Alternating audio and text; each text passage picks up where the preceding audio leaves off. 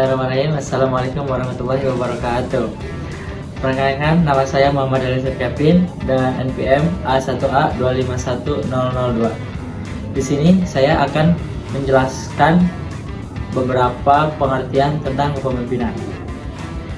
Kepemimpinan merupakan salah satu faktor yang paling menentukan dalam keberhasilan suatu organisasi.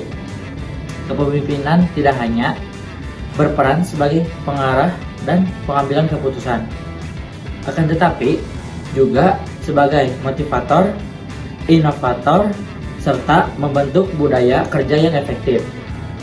Robbins dan Coulter 2018 menjelaskan bahwa kepemimpinan adalah kemampuan untuk memengaruhi individu atau kelompok untuk mencapai bagian atau tujuan organisasi. Hal ini menunjukkan bahwa kepemimpinan memiliki peran strategis dalam mengerahkan seluruh sumber daya organisasi. Nah, dalam perkembangan dunia kerja yang semakin kompleks di era digital juga menuntut pemimpin untuk memiliki kemampuan adaptasi yang tinggi. Best and Reggio 2006 menyatakan bahwa pemimpin transformasional mampu memberi inspirasi dan mendorong perubahan positif sehingga dapat meningkatkan kinerja organisasi secara signifikan. Selain itu, gaya kepemimpinan yang tepat dapat meningkatkan motivasi, kepuasan kerja, dan loyalitas karyawan. Nah, di tengah meningkatnya persaingan global, organisasi dituntut untuk memiliki kepemimpinan yang mampu menciptakan inovasi dan memastikan keberlanjutan organisasi. Pemimpin perlu memahami dinamika lingkungan bisnis, mengelola konflik, memanfaatkan teknologi, serta membangun hubungan interpersonal yang baik. Oleh karena itu, kajian mengenai kepemimpinan dalam organisasi menjadi penting untuk memahami bagaimana seorang pemimpin dapat mengelola sumber daya manusia secara efektif dan membawa organisasinya mencapai tujuan yang diharapkan. Melalui penjelasan ini, penulis berupaya membahas konsep kepemimpinan, teori-teori terkait, serta implementasinya dalam organisasi modern. Diharapkan, pembahasan ini dapat memberikan pemahaman yang lebih komprehensif mengenai pentingnya kepemimpinan yang efektif dalam meningkatkan kinerja organisasi. Saya akan menjelaskan beberapa tujuan tentang kepemimpinan tersebut. Yang pertama, menguraikan teori-teori kepemimpinan yang relevan bagi organisasi modern. Yang kedua, mengidentifikasi berbagai gaya kepemimpinan serta pengaruhnya terhadap motivasi dan kinerja karyawan. Yang ketiga, menganalisis faktor-faktor yang mempengaruhi efektivitas kepemimpinan dalam organisasi. Yang keempat, mendeskripsikan tentang kepemimpinan dalam era digital dan strategis adaptasi kepemimpinan. Yang kelima, menjelaskan peran kepemimpinan dalam meningkatkan kinerja organisasi. Lalu saya akan menjelaskan manfaat. Apa itu manfaat bagi mahasiswa atau peneliti? Sebagai referensi dalam memahami konsep dan teori kepemimpinan serta implementasinya dalam organisasi modern. Yang kedua, bagi organisasi atau praktis manajemen, ialah sebagai bahan kajian untuk mengembangkan strategi kepemimpinan yang efektif dalam meningkatkan kinerja organisasi. Assalamualaikum warahmatullahi wabarakatuh. Perkenalkan, nama saya Rosik Yaswadi Wakutanisa, NPM A1A240715. Di sini saya akan mempresentasikan hasil penelitian saya tentang kepemimpinan dalam organisasi. Saya akan melanjutkan tentang bab 2 pembahasan. Yang pertama adalah pengertian kepemimpinan. Kepemimpinan telah lama menjadi fokus tujuan dalam kajian ilmu manajemen dan perilaku organisasi. Secara umum, kepemimpinan dipahami sebagai proses mempengaruhi individu atau kelompok agar bekerja secara sukarela dalam mencapai tujuan tertentu. Memengaruhi suatu kelompok menuju pencapaian tujuan organisasi. Definisi ini menekankan dua elemen penting, yaitu adanya kemampuan serta adanya tujuan bersama yang perlu dicapai. Lanjut, Dengan demikian, kepemimpinan bukan hanya posisi atau jabatan, melainkan serangkaian serta menciptakan perubahan menuju kondisi yang lebih baik. Hal ini menunjukkan bahwa efektivitas kepemimpinan sangat dipengaruhi oleh kompetensi interpersonal, kemampuan komunikasi, serta pemahaman terhadap situasi dan karakter pengikut. Yang kedua adalah teori-teori kepemimpinan, itu dibagi menjadi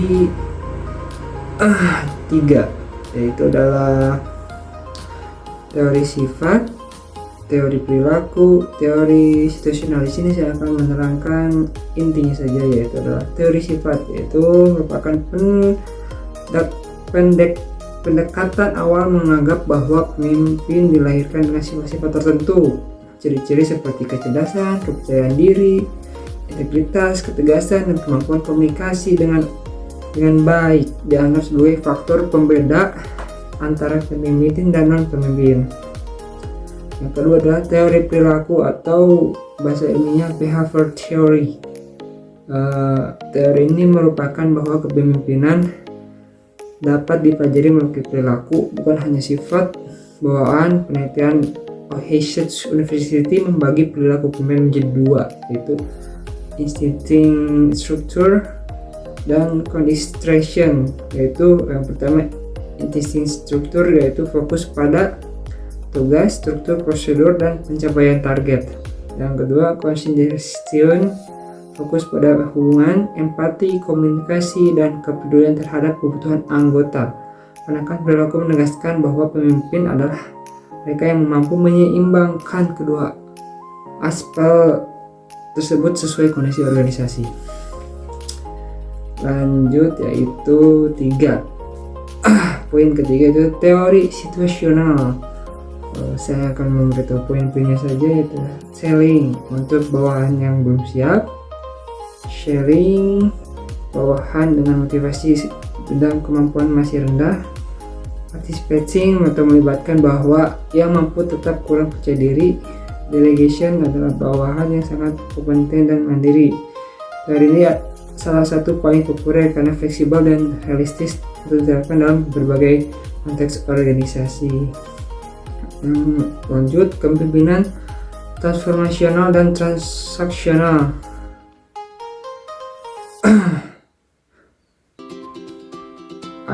Ada yang membedakan 2 bentuk kepemimpinan modern, yaitu adalah kepemimpinan tradisional, kepemimpinan transaksional. Kepemimpinan transaksional dianggap lebih relevan di era kompetitif dan digital karena mampu meningkatkan kreativitas, loyalitas, dan produktivitas karyawan. Lalu ada kepemimpinan kontemporer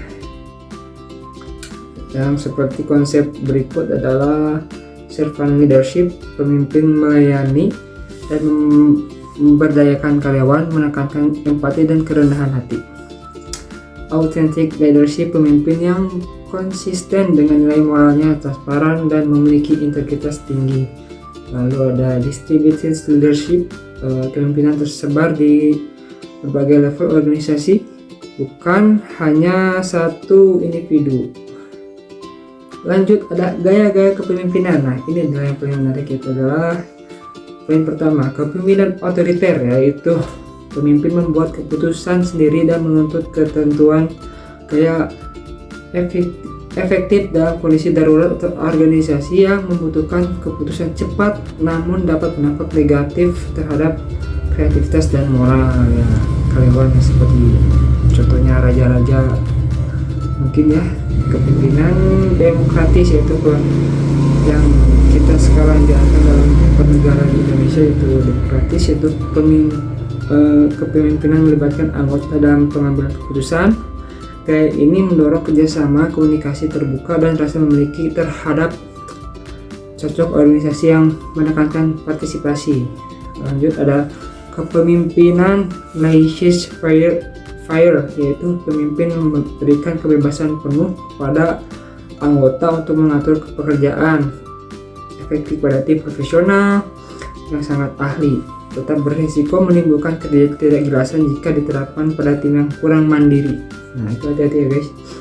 Lanjut, ada peran pemimpin dalam organisasi. Nah, ini sih yang paling penting ya, yaitu adalah komunikator, motivator, inovator, mediator, dan pembentuk budaya.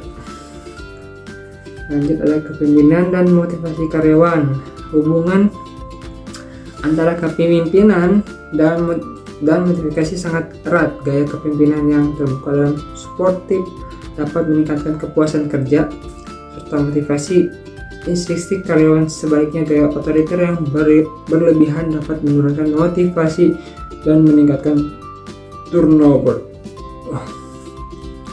Lanjut ada pengaruh kepemimpinan terhadap kinerja organisasi. Banyak penelitian menunjukkan bahwa kepemimpinan transformasional memiliki pengaruh signifikan terhadap kinerja organisasi. Pemimpin yang visioner dapat meningkatkan inovasi, keterlibatan karyawan, dan adaptasi organisasi terhadap perubahan lingkungan bisnis yang cepat. Nah, segitu. Lanjut bab 3 penutup. Kesimpulan.